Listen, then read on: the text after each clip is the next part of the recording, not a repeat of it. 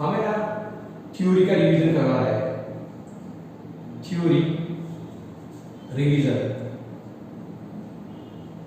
ये पार्ट 1। सबसे पहले क्वेश्चन लिख लो बेटा। क्वेश्चन 1, इलेक्ट्रोस्टैटिक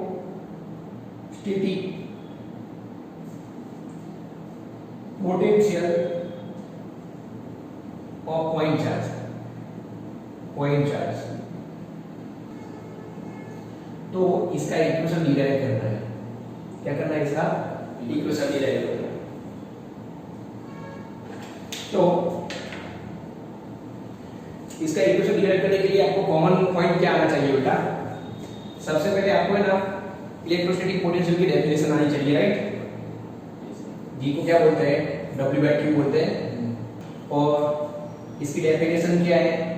तो इसका फॉर्मूला आएगा V = E.dr और नेगेटिव ऑर्डर होता है infinity to given point P। तो ये चीजें हम इंटीग्रेशन के कॉन्सेप्ट से करवाएंगे, राइट? तो चलो मेरी नोट्स निकालो बेटा। Q क्या है? Point charge. हमें इलेक्ट्रोस्टैटिक पोटेंशियल कहां निकालना है? P पॉइंट पर। तो हम क्या करने वाले हैं बेटा? तो पहला स्टेप तो लिख लेंगे। पहला स्टेप क्या लिखेंगे? Consider the point charge at the origin as shown in figure. Now what we have to find? We have to find electrostatic potential at point P. तो ये कैसे निकालेंगे आप सुनो हमारे डेफिनेशन से। तो हमें क्या करना होता है बेटा? जो इनफाइनाइट डिस्टेंस होता है, ऐसे इनफाइनाइट हम नहीं लिख सकते, आपको समझाने के लिए बताया। तो यहां से हमें यूनिट चार्ज है ना, सपोज 1 कूलम ले लो, तो इसको इनफाइनाइट डिस्टेंस से P पॉइंट पर लाना है। तो उसके लिए जो वर्क डन रिक्वायर्ड होता है ना, वो अगेंस्ट द फील्ड होगा, वो फाइंड आउट करना है। तो वो कैलकुलेट करते हैं ना, तो वो क्या बन जाएगा? हमारा इलेक्ट्रोस्टैटिक पोटेंशियल बन जाएगा। चलो समझ में आ रहा है? देखो वर्क डन का फॉर्मूला क्या होता है? फोर्स इनटू डिस्प्लेसमेंट होता है। ओके सुनो, यहां जो इलेक्ट्रिक फील्ड है वो वेरिएबल है, तो इलेक्ट्रोस्टैटिक फोर्स होगा वो भी वेरिएबल होगा। तो हम डायरेक्ट इंटीग्रेशन नहीं कर सकते, तो हम छोटे छोटे पाथ लेते हैं, राइट? तो ना यूनिट पॉजिटिव चार्ज को सपोज कोई नाम दो A और B, तो A से B पॉइंट पर ले जाना है, राइट? तो उसके लिए जो वर्क डन होगा ना डेल्टा W, वो पहले निकाल देते हैं। हाँ तो लिख लेते हैं बेटा। Now work done from R dash to R dash plus delta R dash। क्या समझ में आ रहा है? किसको ले जाना है? यूनिट पॉजिटिव चार्ज को bringing to towards P point. तो इसको डेल्टा W बोल दो बेटा। तो इसका फॉर्मूला क्या आएगा? Force into displacement. फोर्स कैसे आएगा बेटा? कूलम्स लॉ से आएगा। ये 1 कूलम है, समझ में आ रहा है? तो फोर्स का फॉर्मूला क्या आएगा? F। तो F का फॉर्मूला आएगा K = Q1Q2/r², मालूम है ना? तो 1/4πε0 Q1 का मतलब Q, इसका है 1 और ये डिस्टेंस कितना है? R डैश का स्क्वायर। ये वेक्टर बताया तो इसकी डायरेक्शन बतानी होती है R डैश के। इसको इक्वेशन नंबर 1 बोल दो। पक्का? अब ये डिस्प्लेसमेंट देख लेते हैं बेटा। डेल्टा R डैश वेक्टर बता दिया, तो इसका मैग्नीट्यूड कितना है? Delta R dash.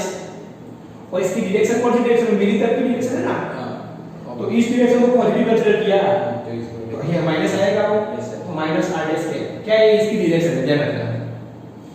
फोर्स की डायरेक्शन ऐसे है, इस पर फोर्स की डायरेक्शन ऐसे, लेकिन डिस्प्लेसमेंट कैसे हो रहा है? ऑपोजिट टू फोर्स हो रहा है। डन बेटा? यहां तक समझ में आ गया? तो ये इक्वेशन 1 है, इक्वेशन नंबर 2 है। अब इसके वैल्यू इसमें इनपुट कर दो। 1/4πε0 है ना? Q/R dash square into R dash के into delta R dash minus R dash के। चलो ये हो गया। अभी R डैश कैप तो 1 हो जाएगा और नेगेटिव साइन आगे आ जाएगी। Q हो गया बेटा -1/4πε0 Q by R डैश का स्क्वायर। समझ में आया? Into delta R dash. Okay, अब इसको इक्वेशन नंबर 3 बोल दो बेटा। यहां तक समझ में आ गया बेटा? अब हमें क्या करना है बेटा, पोटेंशियल की डेफिनेशन क्या है, इनफाइनाइट डिस्टेंस से हमें गिवन पॉइंट पर लाना है ना, तो वो बहुत चाहिए। तो हम क्या करेंगे, ये जो छोटे छोटे पार्ट है ना उसको इंटीग्रेट कर देंगे। ओके, यहां से यहां लिखना है टोटल वर्क डन फ्रॉम, समझ आ रहा है ना, R dash equal to infinity to R dash equal to R. तो वो क्या हो जाएगा बेटा, W इज इक्वल टू, इसका इंटीग्रेशन हो जाएगा, ये dw बन जाएगा, dw, तो ये dr हो जाएगा, मालूम है ना? Yes sir. Limit delta r dash tending 0 delta r dash, तो ये क्या बन जाता है, dr बन जाता है। Okay, yes sir. तो लिख लो बेटा, तो w इज इक्वल टू क्या आ जाएगा, बोलो, dw आ जाएगा, dw इक्वेशन को फिर से वैल्यू इनपुट कर रहा हूं, minus 1/4 pi epsilon naught q by r dash का स्क्वायर, dr बन गया है, हां dr डैश पक्का। अब कांस्टेंट है ना, वो इंटीग्रेशन से बाहर आ जाता है, minus 1/4 pi epsilon not, capital q भी बाहर आ जाएगा बेटा। लिमिट क्या कौन सी लेनी है, infinity to r, infinity to r, इसमें क्या बचेगा, 1/r डैश का स्क्वायर dr डैश, राइट। ये डिफरेंशिएशन है, इंटीग्रेशन क्या आएगा, 1/r² dr is equal to minus 1/r, ये याद रखना है बेटा, 1/r² dr माइनस 1/r, समझ में आ रहा है? यस। हाँ, तो इसका क्या आएगा, minus q by 4 pi epsilon naught, ये आ रहा है माइनस 1/r डैश, लिमिट क्या आएगी, infinity to r, negative sign मान ले लो, 4 pi epsilon naught 1/r dash r to infinity.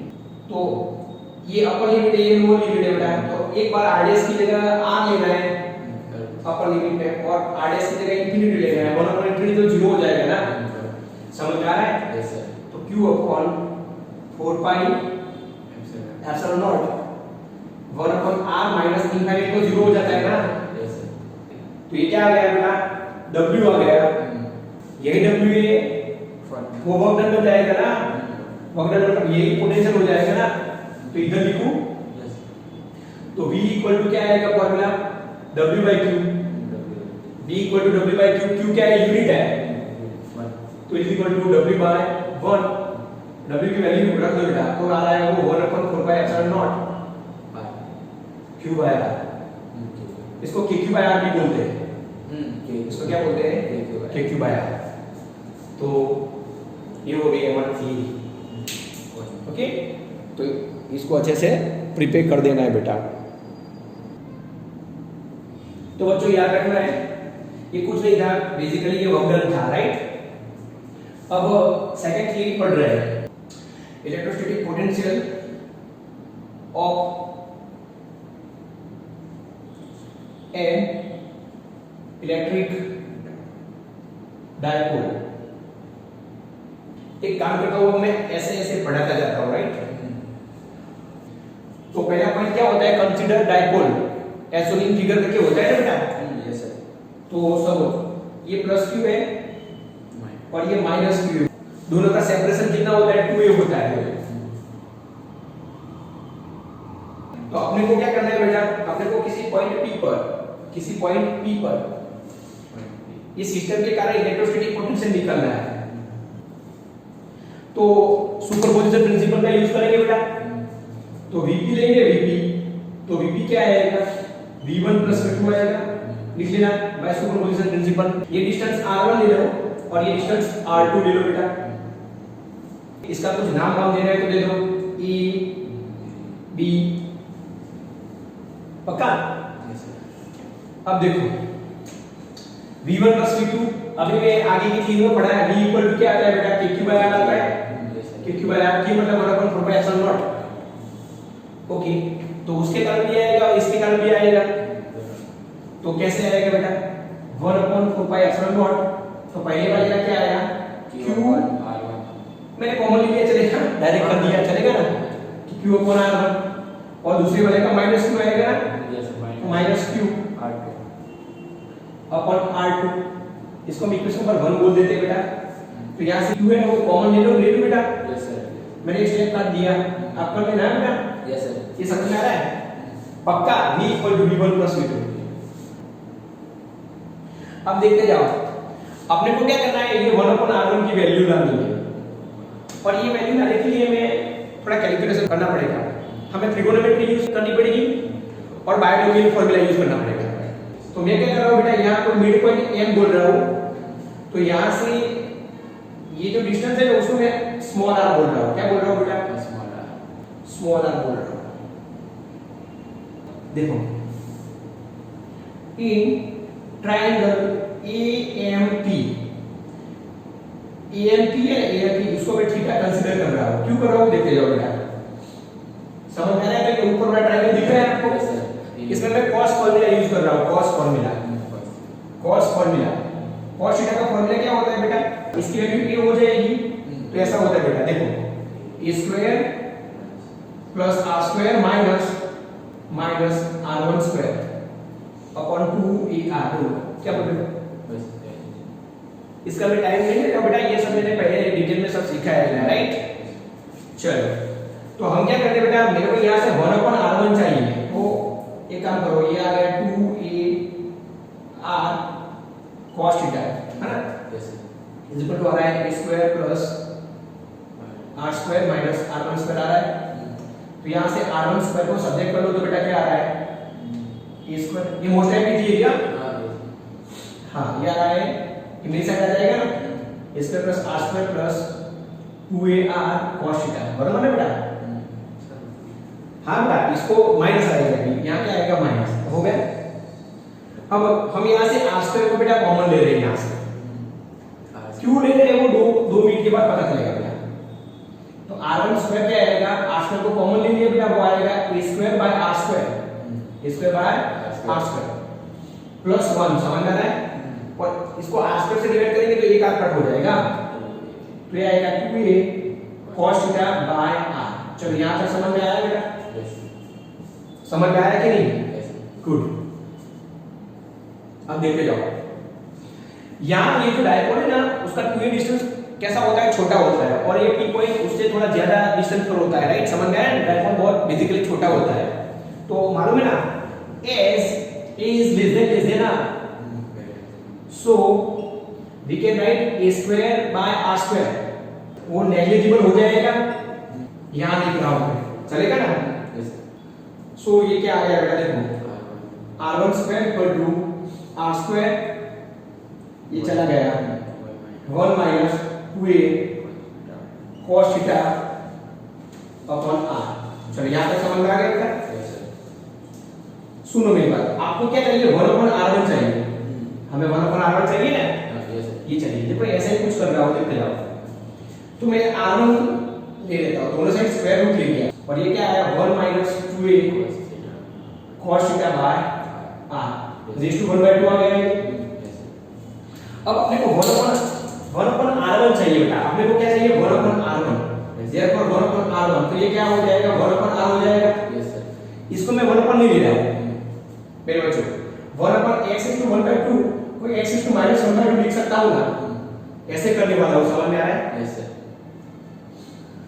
Okay, तो ये क्या आ गया बेटा? 1 minus 2a cos theta by r raise to minus 1/2। चलो यहां तक देख लो, आपको समझ में आ गया कि नहीं आया? फिर आगे बढ़ते हैं। हमने क्या किया, यहां से ये ट्रिगोनोमेट्री का cos फार्मूला यूज किया, फिर यहां से r स्क्वायर को कॉमन ले लिया। अब यहां मैं बायनोमियल फार्मूला यूज करने वाला हूं बेटा। बायनोमियल फार्मूला मालूम है? 1 प्लस x की पावर n है ना, उसका आंसर आएगा 1 प्लस nx। कब आएगा? जब x इज लेस देन 1 हो तब। समझ में आ रहा है ना? वो आपको मेंशन करना पड़ेगा, करेंगे ना बेटा? वो मैंने थ्योरी की नोट्स में दिया हुआ है बेटा, मेरे पास यहाँ जगह नहीं है तो मैं नहीं कर रहा।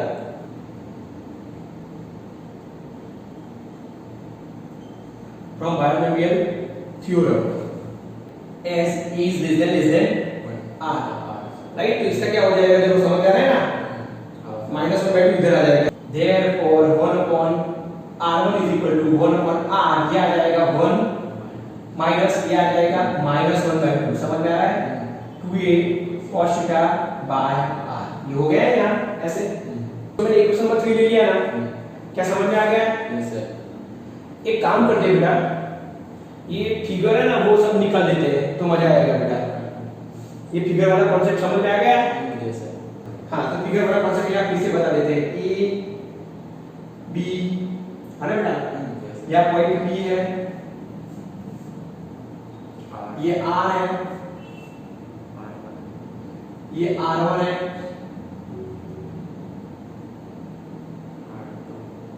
अच्छे से ड्रॉ कर देना बेटा। ये r2 है और ये डिस्टेंस 2a है, राइट? Yes sir. और इसका जो हमें इक्वेशन नंबर 1 मिला है ना 1 vp, वो यहाँ लिख रहा हूँ बेटा, ये सब निकाल देते हैं। चलो vp क्या है? 1/4πε0 q1 by r1 minus q2 by, ये q तो बाहर निकल गया था, क्यों तो कॉमन 1/r1 माइनस 1/r2। चलो यहाँ तक पहुँच गए थे हम। Yes sir. अब इसको निकाल देता हूँ, पक्का ना? Yes sir. गुड। हाँ, तो हमने अब तक क्या किया बेटा, ये पहला वाला जो ट्रायंगल है ना, तो इसको मैंने थीटा कंसीडर किया, तो मेरे को क्या मिला बेटा? 1/r1 मिल गया। अब सिमिलरली हमें ऐसा करना है, तो उसका प्रूफ देना नहीं है बेटा, लिख सकते हैं, बराबर ना? ऐसे करके सिमिलरली इन ट्रायंगल इसका नाम m दे दो बेटा, m इन ट्रायंगल VMP, ये पाई माइनस थीटा होएगा बेटा? यस। ये थीटा तो 180 होता है पाई माइनस थीटा। इन BMP is equal to pi minus theta, बराबर है बेटा? Yes sir. तो ऐसे ही ये वाला कैसे बन जाएगा बेटा? जो हमारा इक्वेशन नंबर 3 है ना, वो डायरेक्ट लिख सकते हैं बेटा। Yes sir. क्या समझ में आ रहा है?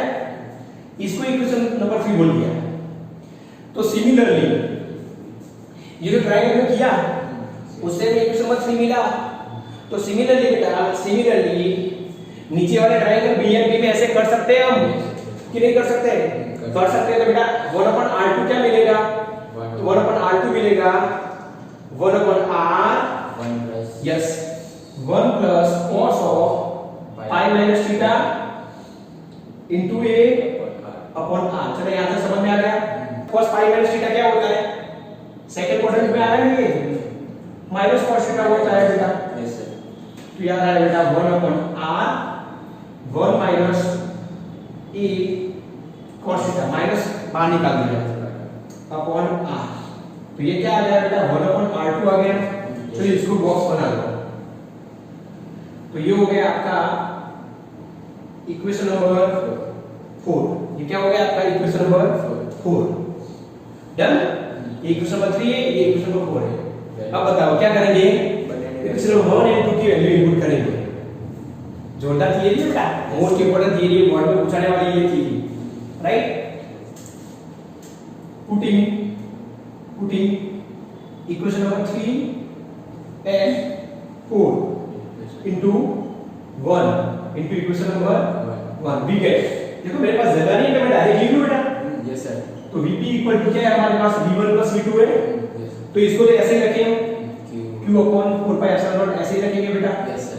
चलो देखते हैं।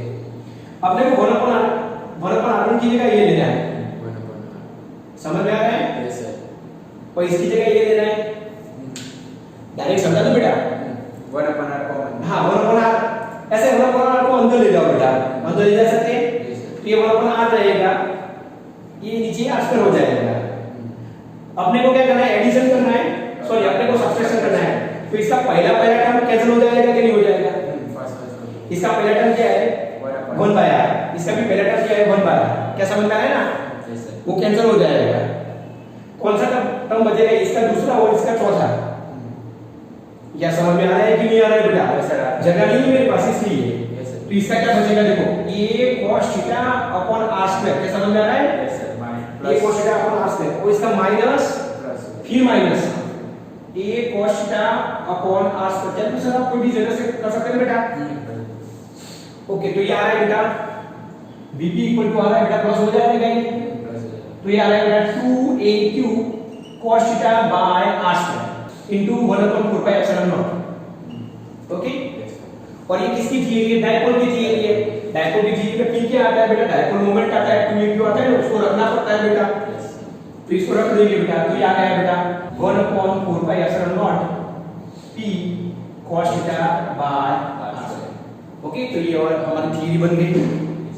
अब देखो इसका सिंपलीफिकेशन और आप वेक्टर फॉर्म में भी कर सकते हो, राइट? और क्या होता है बेटा, इसके एसक्यू पूछ सकते हैं कि इक्वेटर लाइन पर कितना होता है, सॉरी एक्सिस पर कितना होता है, इक्वेटर पर कितना होता है, cos थीटा के डिफरेंट वैल्यू मिलेंगे ना, तो आंसर डिफरेंट मिलेगा। वो सब मैंने पहले थियरी के लेक्चर में सब डिटेल में सिखाया हुआ है। अभी मैं क्या कर रहा हूं, इसका प्रूव करवा रहा हूं। तो चलो ये समझ में आ गया। तो ये थियरी लर्न कर देना, बहुत इंपॉर्टेंट थियरी है। टॉपिक है equipotential surface. Question number 3 है explain equipotential surface. Equipotential surface किसको बोलते हैं? मैं ऐसे बोलूंगा, समझा दो बेटा। सपोज ये कोई सरफेस है, ये कोई सरफेस है, इस पर एक पॉइंट ए लेते हैं और इस पर एक पॉइंट बी लेते हैं, ये दो पॉइंट हो गए। अब इसके इलेक्ट्रोस्टैटिक पोटेंशियल को VA बोलते हैं और इसके इलेक्ट्रोस्टैटिक पोटेंशियल को हम VB बोलते हैं। समझ में आ रहा है? तो VA इक्वल टू VB होए ना, जब VA इक्वल टू VB होए तब इसका पोटेंशियल 10 वोल्ट है, इसका भी 10 वोल्ट है। तो ये वाला सरफेस क्या कहलाएगा? इक्यू पोटेंशियल सरफेस कहलाएगा, राइट? तो ये सब आप देख लेना। डेफिनेशन रीड करो तो बेटा। if the electric potential along every point of an imaginary surface in an electric field is the same, then such a surface is called equipotential surface। Okay, मैं लिख नहीं रहा हूं, आप समझ लेना बेटा। if the electric potential along every point, तीसरा आप C पॉइंट लेना है तो ले सकते बेटा। तो भी क्या होगा? VA equal to VB equal to VC, right? देखो definition, if the electric potential along every point of any imaginary surface is the same, then the given surface is called equipotential surface। समझ में आ रहा है? Okay, इसका कोई example ले ले हम। तो देखो सपोज ये पॉइंट चार्ज है, तो ऐसे में सरफेस ड्रॉ कर रहा हूं बेटा। समझ में आ रहा है? ये पॉइंट चार्ज है, चलो इसकी रेडियस r है, ये स्फीयर का सरफेस दिख रहा है आपको? तो यहाँ मैंने ए पॉइंट ले लिया, यहाँ मैंने पॉइंट बी ले लिया, तो ये जो सरफेस हमें मिल गया बेटा, ये क्या हो जाएगा? इक्विपोटेंशियल सरफेस हो जाएगा। पूछो कैसे? देखो पॉइंट चार्ज का फॉर्मूला मैंने पहली थ्योरी में कराया, v equal to k by r आता है बेटा। v equal to k by r मतलब 1/4 pi epsilon naught q by r आया बेटा। ये तो कांस्टेंट है, ये भी कांस्टेंट है, और ये आप ए पॉइंट ले लो या बी पॉइंट ले लो, तो r भी सेम है रेडियस, तो r भी कांस्टेंट है, तो ये भी क्या हो जाएगा? कांस्टेंट हो जाएगा। समझ में आ रहा है? तो ये क्या हो गया? इक्विपोटेंशियल सरफेस का एग्जांपल हो गया, बराबर ना? इसमें ना मैं बहुत टाइम नहीं दे रहा हूं, राइट? समझ लेना, उसको रीड कर लेना। देखो मैं ना इसमें कुछ एक्स्ट्रा सिखा रहा हूं जो बहुत इंपॉर्टेंट है, वो लिख लो बेटा, हाँ नोट्स में लिख लो कि जो इक्विपोटेंशियल सरफेस होता है बेटा, जो इक्विपोटेंशियल सरफेस होता है ना, उसमें किसी एक पॉइंट से किसी चार्ज को दूसरे पॉइंट पर ले जाए बेटा, तो जो रिक्वायर्ड वर्क डन होता है ना बेटा, वो 0 होता है। हाँ, ये बहुत इंपॉर्टेंट कांसेप्ट है। पूछो कैसे 0 होता है? फॉर्मूला है Q equal to delta V होता है। Q equal to delta V मतलब Q0 इनटू डेल्टा V, तो Q0 इनटू इसका पोटेंशियल V है और इसका पोटेंशियल VB है, तो दोनों का पोटेंशियल कितना है? सेम है, तो इसका चेंज कितना होगा? 0 हो जाएगा। तो VA माइनस VB या VB माइनस 0 याद रहेगा ये कॉन्सेप्ट बेटा? Yes sir.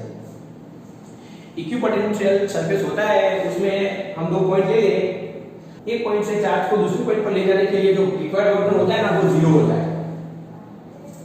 क्या समझ में आ रहा है? यस।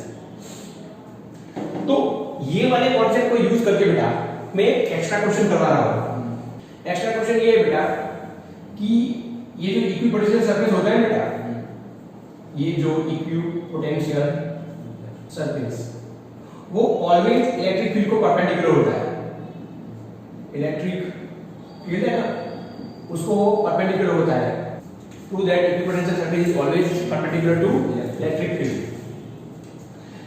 सुनो, आपने ये सरफेस ले लिया बेटा, ये कोई सरफेस है ना, तो समझ ये इलेक्ट्रिक फील्ड है, समझ में आ रहा है? तो ये क्या होगा, वो परपेंडिकुलर होगा सरफेस को। आगे मेरे को स्फीयर वाला क्वेश्चन दिया था ना एग्जांपल के साथ, तो उसमें चेक कर लेते बेटा है कि नहीं है। बेटा समझ में आ रहा है ना? ओके, देखो ये सरफेस है कि नहीं, राइट? तो देखो ये इलेक्ट्रिक फील्ड इसकी आउटर डायरेक्शन में होगा ना, तो सरफेस को क्या है, परपेंडिकुलर है। समझ में आ रहा है? तो इसको प्रूव कैसे करेंगे बेटा? हमें ना ये सरफेस में 2 पॉइंट ले लेते बेटा, ए एंड बी, और क्या करते हैं, किसी यूनिट चार्ज को एक जगह से दूसरी जगह ले जाते हैं, तो इसके लिए जो वर्क डन होगा वो तो 0 होगा बेटा। हमारे 2 पॉइंट पोटेंशियल सरफेस पर है, तो यहां से कुछ चार्ज को ए पॉइंट से बी पॉइंट पर ले जाए तो वर्क डन क्या हो जाएगा, 0 होगा। अब वर्क डन का फॉर्मूला क्या होता है बेटा, QE, यूनिट चार्ज है ना तो 1 लिख रहा हूं, समझ में आ रहा है? Yes sir. 1 E dot delta R cos theta is equal to 0 आ गया। फॉर्मूला है E dot delta R, F का फॉर्मूला क्या आता है, QE डॉट डेल्टा R आता है ना? यस सर, Q तो। और E dot B equal to AB cos theta होता है। ओके, तो वर्क डन क्या होगा, 0 होगा, तो E dot delta R cos theta equal to 0। अब देखो इलेक्ट्रिक फील्ड तो 0 नहीं है, डिस्प्लेसमेंट भी 0 नहीं है, as E not equal to 0 and delta R magnitude not equal to 0, hence cos theta is equal to 0। अभी थीटा क्या होता है बेटा, थीटा है ना एंगल है, डिस्प्लेसमेंट लेना, चलो ये डिस्प्लेसमेंट R ले लिया बेटा, डेल्टा R, और ये वेक्टर ऐसे ये R ले लिया, और ये वेक्टर E है, तो ये एंगल थीटा बोल दिया मैंने, थीटा बोला ना? तो थीटा क्या है, थीटा है angle between E and R, तो थीटा क्या होगा, थीटा होगा 90, क्योंकि cos 90 0 होता है, तो देयरफॉर इसका मतलब क्या हो गया, E is perpendicular to displacement। तो डिस्प्लेसमेंट कैसे होता है, सरफेस में होता है बेटा, तो इसका मतलब क्या होगा, सरफेस है ना वो इलेक्ट्रिक फील्ड को क्या होता है, परपेंडिकुलर। क्या समझ में आ रहा है? Yes sir. पक्का? तो मैंने ये आपको एक एक्स्ट्रा चीज सिखा दी।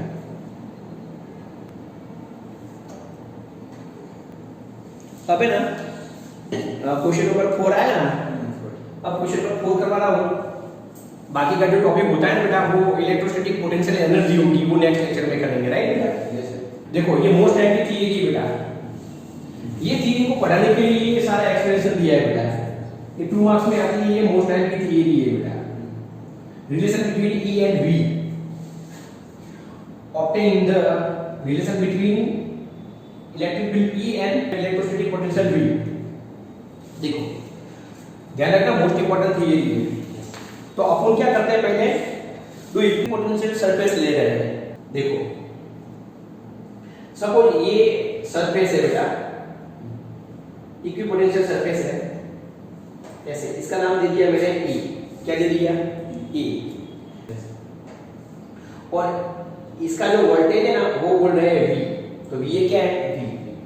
अब उसके ऊपर एकदम नजदीक एक दूसरा इक्विपोटेंशियल सरफेस ले रहे हैं, बराबर ना बेटा? Yes sir. ऐसे ड्रॉ करेंगे ना अच्छी तरह से बेटा? Yes sir. ये सरफेस V है और इसका पोटेंशियल कितना है, V plus delta V, delta V। ये लोग डेल्टा को ऐसे लिखते तो हम लिख सकते हैं, कोई प्रॉब्लम नहीं है ना। इसको कभी कभी D भी लिखता है, राइट? तो यहां मैं इसको डेल बोल दूं, डेल, ये डेल V हो गया। तो हमने दो सरफेस ले लिए, राइट? और एकदम नजदीक नजदीक है, एकदम नजदीक नजदीक है। तो पहला पॉइंट आप लिख लेंगे बेटा, क्या लिखेंगे, as shown in figure consider two closely equipotential surface A and B with potential V and V plus del V, right? yes sir। लिखेंगे ना बेटा, गुड। अब हम क्या करते हैं बेटा, देखो इस पर एक पॉइंट ए इमेजिंग करते हैं, ये सरफेस ए पर है, समझ में आया? सरफेस ए पर है और ये क्या है? सरफेस बी है। और सरफेस बी पर एक पॉइंट पी इमेजिंग करते हैं, क्या समझ में आ रहा है? और ये जो डिस्टेंस है उसको लेंथ एल बोलते हैं बेटा। ईपी को क्या बोलते हैं? एल बोलते हैं। ईपी को क्या बोलते हैं? एल। इन लोगों ने डेल्टा एल बोलना है, समझ में आ रहा है? क्या बोलना है? Delta L. और ये सुनो, ए टू पी की डायरेक्शन है बेटा, ए टू पी की डायरेक्शन, इसको मैं डीएल वेक्टर बोल रहा हूं, क्या समझ में आ रहा है? ए टू पी की डायरेक्शन को, ए टू पी की डायरेक्शन को क्या बोल रहा हूं बेटा? डेल एल वेक्टर बोल रहा हूं। तो ये हमारा डेल एल वेक्टर, क्या समझ में आ रहा है? हमने क्या किया? सरफेस ए पर एक पॉइंट ए इमेजिंग कर दिया, सरफेस बी पर एक पॉइंट पी इमेजिंग कर दिया। ये जो डेल एल है ना वो छोटा है। डन? ओके। अब हम क्या करने वाले हैं बेटा? हमें ना बेटा यहां से यूनिट पॉजिटिव चार्ज देते हैं बेटा, समझ में आ रहा है? 1 कूलम। तो हम लोग ना पी पॉइंट से यूनिट पॉजिटिव चार्ज को ए पॉइंट पर ले जाते हैं और उसके लिए वर्क डन डिपेंड करते हैं, क्या समझ में आ रहा है? तो मैं लिख लेता हूं बेटा, वर्क डन लिखता हूं बेटा, वर्क डन। तो वर्क डन क्या आएगा? Force into displacement. फोर्स मतलब क्यू ई होगा, मतलब क्यू नॉट ई होगा बेटा, समझ में आ रहा है? Force into displacement. अभी डिस्प्लेसमेंट कौन सी डायरेक्शन में होगा? डीएल डैश की।